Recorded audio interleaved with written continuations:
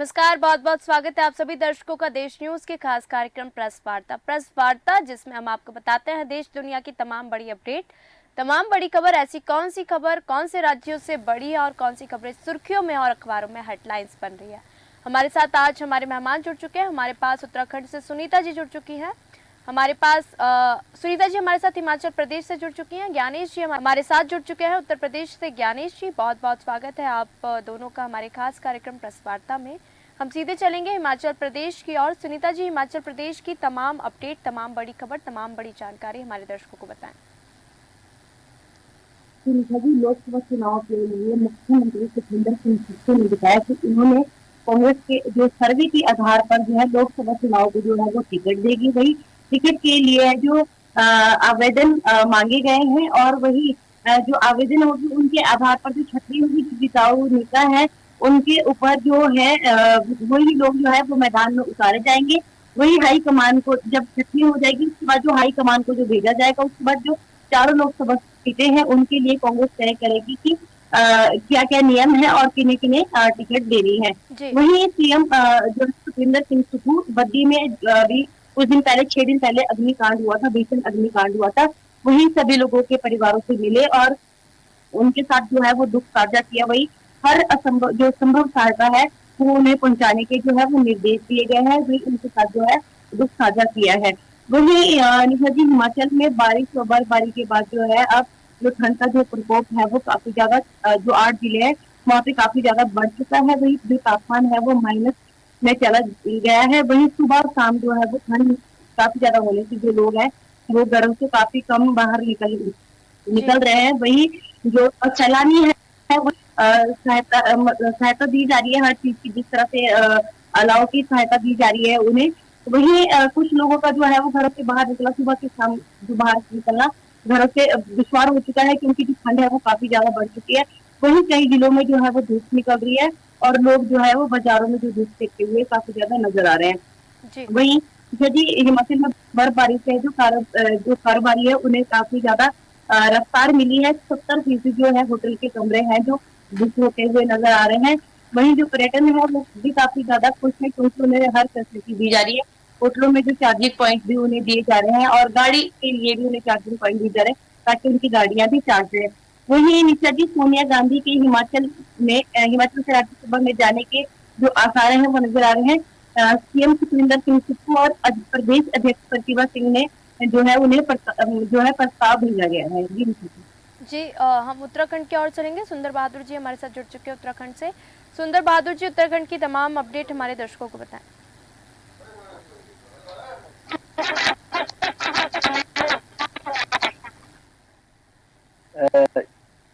निशा जी, उत्तराखंड में जो है सामान्य नागरिक संहिता जो विधेयक है वो पास हो चुका है और उत्तराखंड देश का पहला ऐसा राज्य बना है कि जिसने ये संहिता पास की है।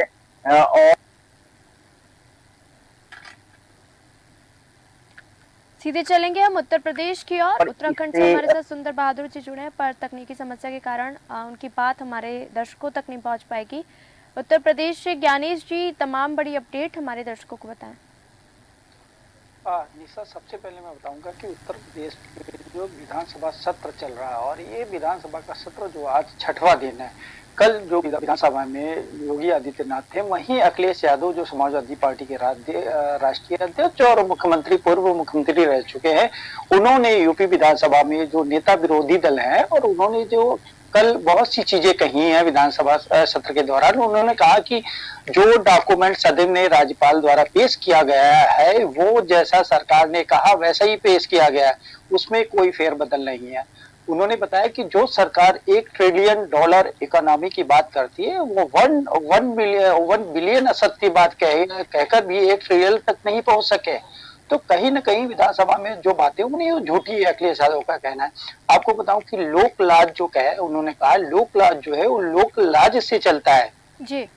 इस अभिभाषण में उन्होंने यह भी कहा कि उनमें में बहुत सी चीजों में जो उत्तर प्रदेश नंबर 1 है, मैं उस पर बात करूंगा कि उत्तर प्रदेश में सबसे अधिक अगर देखा जाए तो नंबर 1 जो है वो जो कार्यवाहक डीजीपी है बनाने में नंबर 1 है, वो परमानेंट डीजीपी नियुक्त नहीं कर पाए हैं। वो जो भी अभी तक 4 जो कार्यवाहक डीजीपी रहे वो कार्यवाहक रहे हैं। तो इस तरीके की बहुत सी चीजें जो अखिलेश यादव ने विधानसभा सत्र के दौरान उठाई। उन्होंने कहा कि जो छुट्टा पशुओं से होने वाली जो दुर्घटनाओं में भी यूपी नंबर 1 है।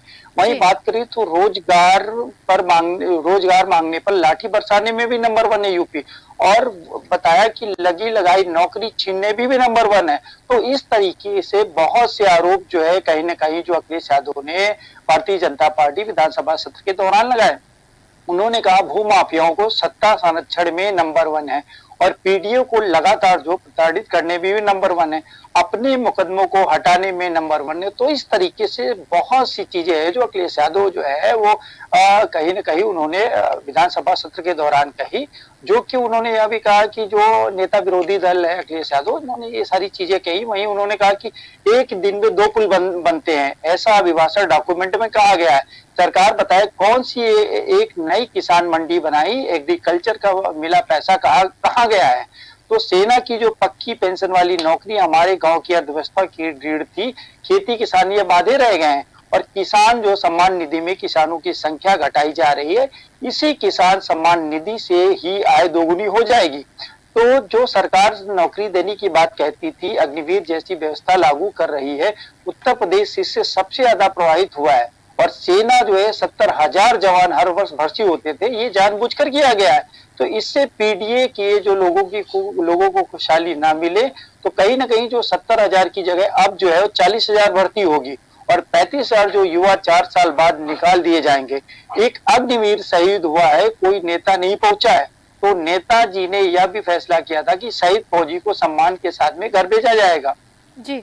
तो उत्तर प्रदेश में लगातार नौकरी जो है निशा छीन ली गई है। हाल ही में कानपुर में शहीद जो परिवार है, फौज के बड़े अधिकारियों ने कहा कि ताबूत मत खोलिएगा, सरकार का कोई बड़ा व्यक्ति नहीं पहुंचा है। तो इस तरीके से जो विपक्ष के नेता हैं, कहीं ना कहीं विपक्षी दल के अखिलेश यादव, लगातार उन्होंने कल प्रहार किया है और बहुत सी चीजें रखी है।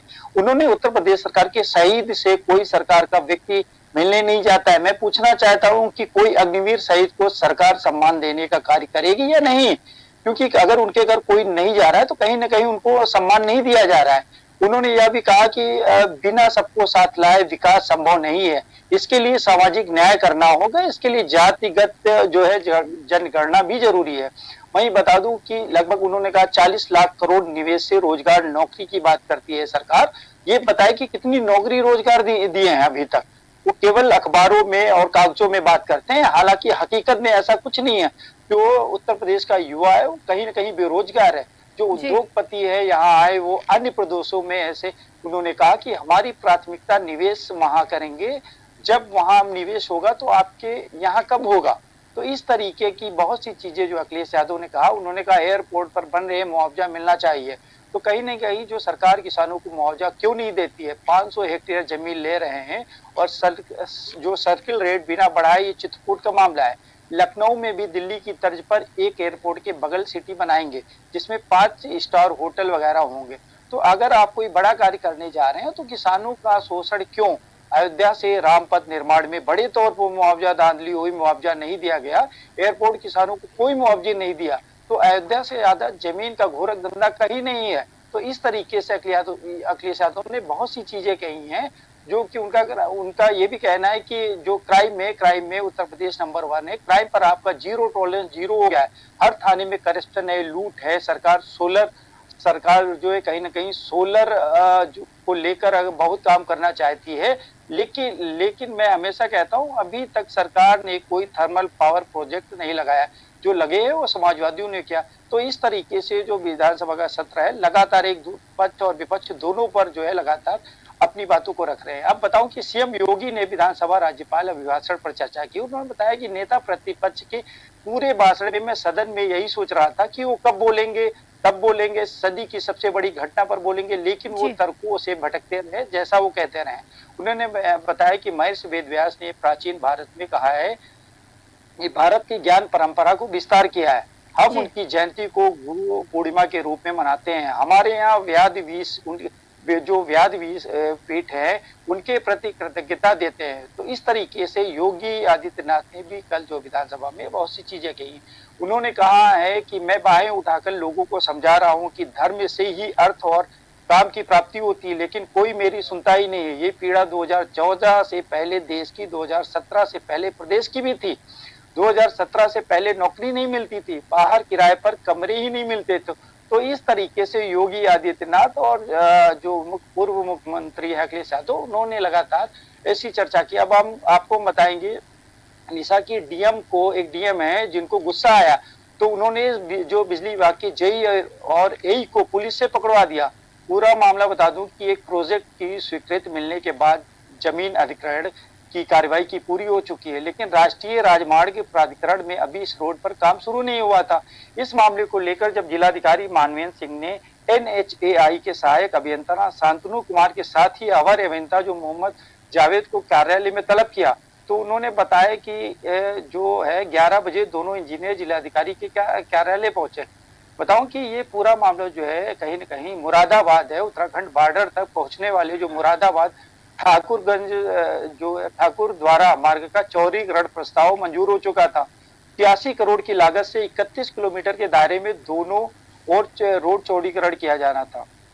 तो प्रोजेक्ट की स्वीकृति मिलने के बाद जमीन अधिग्रहण की कार्रवाई पूरी हो चुकी थी, लेकिन राष्ट्रीय राजमार्ग प्राधिकरण ने अभी इस रोड पर काम ही नहीं शुरू किया था। इस मामले को लेकर जब जिलाधिकारी मानवेंद्र सिंह ने NHAI की जो सहायक अभियंता है शांतनु कुमार के साथ में ही अवर अभियंता जो मोहम्मद नावेद को कार्यालय में तलब किया, बुलाया गया और उनसे जब पूछा गया तो 11 बजे दोनों पहुंचे और उन्होंने कार्यालय में पहुंचते इस दौरान जिलाधिकारी ने उनसे प्रगति रिपोर्ट मांग ली, लेकिन दोनों इंजीनियर कोई संतोषजनक जवाब नहीं दे पाए।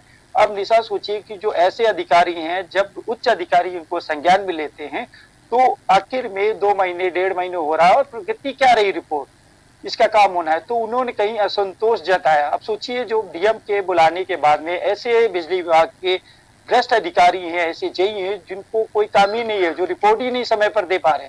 तो इसी को लेकर जब डीएम साहब नाराज हो गए तो उन्होंने कहा कि जिसके बाद जिलाधिकारी ने तत्काल जो है सिविल लाइंस पुलिस को कॉल करके बुलवाया कार्यालय में, और जिलाधिकारी कार्यालय से सूचना मिलने पर जो थाना प्रभारी है राम प्रसाद शर्मा, वो पुलिस दल के साथ में मौके पर पहुंचे। जिलाधिकारी के आदेश पर थानेदार ने कार्यालय में मौजूद जो NHAI के सहायक अभियंता और आवारी अभियंता दोनों को पकड़कर थाने ले गई। अब सोचिए डीएम महोदय ने जब शिकायत की तब थानेदार ने दोनों जेई और एई को ले गए। तो सोचिए जो डीएम महोदय अगर नहीं होते, कोई आम आदमी होता तो उनकी क्या हैसियत थी। तो कहीं ना कहीं जो योगी आदित्यनाथ लगातार कह रही कि अफसरों पे लगाम लगाओ, या जो ऊर्जा मंत्री हैं, नगर विकास, दोनों एक बड़े पद हैं AK शर्मा के पास, वो उनको जानकारी नहीं होती। सोचो, और जो जिलाधिकारी होता है वो उनको बुला करके प्रगति रिपोर्ट मांगने के बाद में उनको सीधा थाने पहुंचा देता है। तो सोचिए उसके बाद में दोनों इंजीनियरों के पकड़े जाने के बाद में विभाग में हड़कंप मच जाता है। फिर NHAI के जो अधिकारियों ने इसके बाद जिलाधिकारियों से बातचीत शुरू की और करीब 3 घंटे बाद थाने पहुंचे। विभागीय अफसरों को दोनों इंजीनियरों की तब जाके सुपुर्द किया। तो कहीं ना कहीं सोचिए जब जिलाधिकारी गुस्से में थे, मानवेंद्र सिंह ने बताया कि विभागीय स्तर पर लापरवाही बरती जा रही है। तो बिजली विभाग कहीं ना कहीं जो गुणगान किया करता है, लेकिन हकीकत में सोचिए आप कि ऐसे मामले उजागर होते हैं और बहुत कम, कहीं ना कहीं इनको दबाने का भी काम किया जाता है निशा। तो ऐसे हमारा कहना है इन अधिकारियों से, आखिर ये जो मनबड़ अधिकारी हैं, जब डीएम जैसे लोग संज्ञान लेते तब, और कहीं ना कहीं वहां भी सेटिंग करके उनको बचाने का काम किया जाता है। तो इस तरीके की जो जिला कहीं ना कहीं शिकायतें आती रहती हैं। आपको बताऊं इसके बाद दोनों इंजीनियरों को वापस थाने से कार्यालय भेज दिया गया। निशा जी, उत्तराखंड से हमारे साथ सुंदर बहादुर जी जुड़े हैं। सुंदर बहादुर जी, उत्तराखंड के तमाम अपडेट हमारे दर्शकों को बताएं।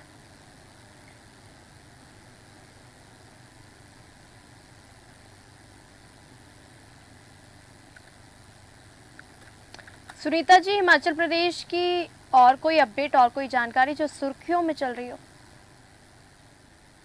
जी निशा जी, एक साल में जो है वो कालका शिमला जो 4 लेन का जो कार्य है वो 70% पूरा हो चुका है, लेकिन एक साल में जो है वो पूरा कार्य जो पूरा हो जाएगा वही केबल स्टे ब्रिज के रोमांच से भरा होगा। जो सफर वही शिमला से कालका जो है वो सफर 1.5 घंटे में जो है वो तय किया जाएगा। जो अभी सफर जो तय किया जाता है उसमें काफी समय लग जाता है, लेकिन 4 लेन बनने के बाद जो है लोगों को काफी ज्यादा सुविधा मिल जाएगी, जो समय है वो काफी ज्यादा कम हो जाएगा।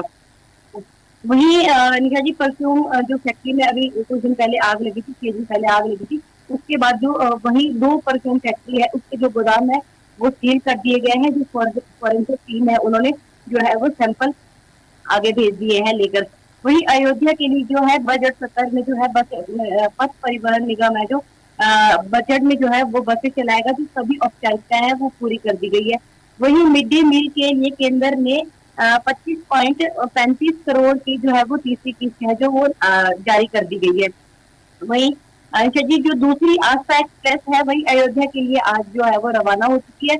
हमीरपुर संसदीय क्षेत्र के 1100 जो श्रद्धालु है वही रामलला के दर्शन करेंगे, वही खूब जयकारे लगाते हुए अपने सफर की शुरुआत की। जी वही निशा जी, 6 दिन बीतने के बाद भी जो है अपनों को जो है वो ढूंढ रहे हैं। जो भीषण अग्निकांड हुआ था उसमें जो अभी 5 लोग जो है वो लापता है, और जो अभी कार्य है आगे का कार्य है जो वो रोक दिया है। जो परिजन है वो काफी ज्यादा परेशान है। वही ऑपरेशन से निराश हो चुके हैं कि जो ऑपरेशन कार्य है उसे रोक दिया गया है, क्योंकि जो 5 कारीगर है वो अभी भी लापता है। वही जो 5 लोग हैं उनकी मृत्यु हो चुकी है, जो 29 लोग हैं वो हॉस्पिटल में जो अभी एडमिट है, उनका जो है उपचार चल रहा है। वही निशा जी, यहाँ पर जो साइबर क्राइम के जो काफी ज्यादा मामले आ रहे हैं, काफी ज्यादा ठगी के जो है मामले आ रहे हैं, आए दिन हर रोज यहाँ पे ठगी हो रही है। उसके लिए 112 नंबर पर जो है वो अपनी शिकायत लोग दर्ज करवा सकते हैं। कोई भी अगर साइबर संबंधी कोई भी शिकायत है तो 112 नंबर पे शिकायत करवा सकते हैं। जी जी हम सीधे चलेंगे फिर से उत्तर प्रदेश की ओर। ज्ञानेश जी, उत्तर प्रदेश के मौसम को लेके क्या जानकारी? मैं निशा बता दूं कि उत्तर प्रदेश पे जो है यूपी में बारिश का दौर अब खत्म हो चुका और यहाँ पर लोगों को घने कोहरे से भी लोगों को राहत मिल गई है। लेकिन इन सब के बाद भी पहाड़ी इलाकों से आने वाली जो बर्फीली हवाएं हैं उसकी वजह से सूरज की धूप भी फीकी पड़ रही है, तो ठंडी हवाओं की वजह से लोगों को फिलहाल ठंड से पूरी तरह राहत नहीं मिल पाई है। और बताऊं कि लखनऊ आईएमडी ने मौसम पूर्वानुमान ये जारी किया है। आपको बताऊं कि सुबह सुबह जो ठंडी हवाएं और शाम को ठंडी हवाएं, दिन में कहीं न कहीं है निशा जो है वो धूप देखने को मिलती है। अब हम बात करेंगे निशा की जो उत्तर प्रदेश में बरेली है, बरेली में जो जिला उद्योग केंद्र के जो सहायक प्रबंधक को एंटी करप्शन टीम ने कल जो है रंगे 5,000 रुपए लेते हुए रिश्वत गिरफ्तार किया है। अब आए दिन जो है मैं आपको जानकारी अपने चैनल के माध्यम से देता हूं कि योगी आदित्यनाथ हो या विभाग के जो अधिकारी हो या वो मंत्री हो, वो लगातार कहते हैं कि हमारा भ्रष्टाचार खत्म हो चुका। लेकिन सोचिए, एंटी करप्शन टीम सक्रिय होने के बावजूद भी जो ये भ्रष्ट अधिकारी हैं, चाहे बिजली विभाग को, चाहे स्वास्थ्य विभाग को, चाहे शिक्षा विभाग को, लगातार ये चर्चे में रहते हैं। अब बताऊं कि जो ताजा मामला है वो बरेली का है, जहां पे उनको 5,000 रुपए लेते हुए रिश्वत गिरफ्तार किया है। और टीम के पास शिकायतकर्ता की शिकायत मिलने के बाद टीम ने यह बड़ी कार्रवाई की थी। बताऊं कि जो जिला उद्योग केंद्र के सहायक प्रबंधक ने यह रिश्वत 5 लाख रुपए का लोन पास के लिए ली थी। उन्होंने 5 लाख रुपए के एवज में कहा था कि हमें 5,000 रुपए की रिश्वत दो, तब उसके बाद में फिर हम पास करेंगे।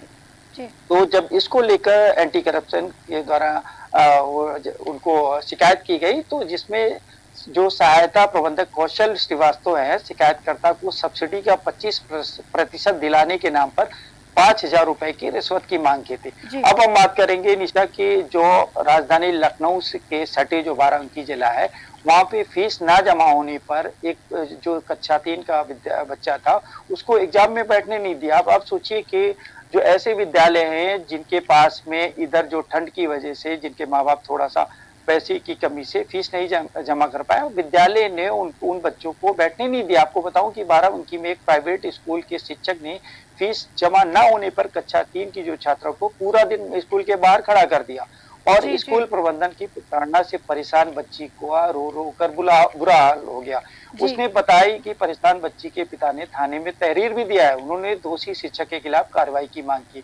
आपको बताऊं कि उत्तर प्रदेश जिले के जो एक प्राइवेट स्कूल है, प्रबंधन ने जमा ना होने से जो कक्षा 3 की छात्रा को बाहर कर दिया और वह बच्ची पूरे दिन रोती रही। छुट्टी के बाद परेशान होकर बच्ची रोते हुए अपने घर पहुंची, पिता को पूरी जानकारी दी, तब जो पिता थाने गए और फिर उन्होंने मुकदमा लिखाने की बात कही। ये पूरा मामला जो है लोनी कटरा थाना क्षेत्र के मनकपुर भिलवल की रहने वाली दिलीप कुमार ने स्कूल में अपनी बच्ची के प्रताड़ना को लेकर थाने में शिकायत दर्ज की थी। जी। तो कहीं न कहीं बताऊँ कि जो उनके पिता है दिलीप पटेल, उन्होंने आरोप लगाया कि मेरी बेटी जो अनन्या क्षेत्र के सूर्या पब्लिक स्कूल में कक्षा 3 की छात्रा है और सोमवार को बेटी के स्कूल गई थी, जिसे बकाया फीस बताकर स्कूल से बाहर कर दिया और पूरा दिन बाहर खड़ा रखा। तो वहीं प्रिंसिपल ने पिता से अभद्रता करते हुए कहा कि 2 महीने की फीस जमा ना होने से स्कूल में बच्चों का नाम काट दिया गया। अब सोचिए प्राइवेट स्कूल है, किस तरीके से अभी है कि अगर आपका पैसा 2 दिन भी लेट होता है तो आपको एग्जाम में नहीं बैठने देंगे और उनको पनिशमेंट करेंगे। तो कहीं न कहीं जो गवर्नमेंट के मानक होते हैं, निशा बताऊँ कि जो प्राइवेट स्कूल होते हैं उसपे बोलते हैं कि 10% गरीब बच्चों को कम से कम फ्री में शिक्षा दी जाए। अगर ऐसी जांच हो जाए तो वहां पे ऐसे कोई गरीब बच्चे नहीं मिलेंगे जो फीस नहीं दे सकते और उन्होंने एडमिशन करा के पढ़ाई करा रहे हो। लेकिन अगर 1 दिन 10 दिन लेट हो जाती है तो परीक्षा से उनको निष्कासित किया जाता है। तो सोचिए ऐसे स्कूलों पर आखिर बीएससी विभाग और जो पुलिस का विभाग है वो क्या काम कर रहा है। जी। तो कहीं न कहीं जो इसकी शिकायत से जो लोगों में काफ़ी नाराज़गी है और उनका कहना है कि ऐसे विद्यालय जो बच्चों के भविष्य के साथ भी खिलवाड़ करते हैं, तो कहीं न कहीं इनको भी सज़ा मिलनी चाहिए। अब हम बात करेंगे निशा, उत्तर प्रदेश में जो है समाजवादी पार्टी और राष्ट्रीय लोक दल के बीच की जो दूरियां है वो 3 सीटों की वजह से फंस गई हैं। इसमें कहीं न कहीं ये दावा किया जा रहा है कि रालोद को जो 7 सीटें दी हैं वह उन पर भी अपने प्रत्याशी लड़ाना चाहती थी। सूत्रों को हवाले से जो खबर मिली है उसमें आरएलडी सूत्रों के मुताबिक समाजवादी पार्टी यहाँ से उन उम्मीदवारों को लड़ाना चाहती थी जैसे कि कैराना हो गया, मुजफ्फरनगर और बिजनौर शामिल है। हालांकि सपा कैराना से पूर्व जो सांसद है तबस्सुम हसन की बेटी इकरा हसन, मुजफ्फरनगर से बात करूं तो पूर्व जो सास हरिंदर मलिक और बिजनौर से रुचि वीरा को लड़ाना चाहती थी। तो इसी के मुताबिक बात करूं तो लगातार जो है वो रालोद की जो प्रमुख है वो बीजेपी जाने की संभावना जताई जा रही है और सूत्रों के मुताबिक इन सीटों पर न सिर्फ आरएलडी का दावा है बल्कि वोट बैंक के लिहाज से उसकी परंपरा जो है वो सीटें हैं कहीं ना कहीं। अब हम बात करेंगे निशा की उत्तर प्रदेश में लगातार जो कहीं ना कहीं डिप्टी जो सीएम है ब्रजेश पाठक का बयान कल जो है उन्होंने कहा बीजेपी आरएलडी जो है गठबंधन पर बोले ब्रजेश पाठक। उन्होंने कहा जन जन पीएम और बीजेपी से जुड़ना चाह रहा है। आपको बताऊं कि गठबंधन पर कोई सूचना मिली तो बताएंगे कि इंडिया गठबंधन स्वार्थ का रहा है कहीं ना कहीं, ये ब्रजेश पाठक का कहना है डिप्टी सीएम का। अब हम बात करेंगे कि डिप्टी सीएम केशव प्रसाद मौर्य का भी बयान आया है कल। उन्होंने कहा 2017 में 2 लड़कों की जोड़ी यूपी में आई थी। कहीं न कहीं उन्होंने कटाक्ष करते हुए कहा है कि 2017 में सपा कांग्रेस का सूफड़ा साफ हो गया था और अखिलेश, राहुल, मायावती सभी साथ में थे। 2024 में चाहे साथ आए या अलग रहे, जीतेगी बीजेपी ही। तो इस तरीके के बयान जो है लगातार लोकसभा चुनाव हो रहे हैं तो इसको चाहे डिप्टी सीएम हो चाहे मुख्यमंत्री हो ये लोग लगातार दे रहे हैं। वहीं पूर्ण बहुमत की मोदी सरकार बनेगी ये कहना है केशव प्रसाद मौर्य का। आरएलडी जब साथ आएगी तब बताएंगे। बहुत सी चीजें कल डिप्टी सीएम केशव प्रसाद मौर्य ने। जी ज्ञानेश जी, बहुत बहुत धन्यवाद आपका उत्तर प्रदेश के तमाम अपडेट देने के लिए हमारे दर्शकों को। सुनीता जी हमारे साथ जुड़ी थी हिमाचल प्रदेश से, आपका भी बहुत बहुत धन्यवाद तमाम जानकारी हिमाचल प्रदेश की देने के लिए। प्रेस वार्ता में फिर मिलेंगे नई खबरों के साथ, नई सुर्खियों के साथ। तब तक देखते रहिए देश न्यूज। नमस्कार।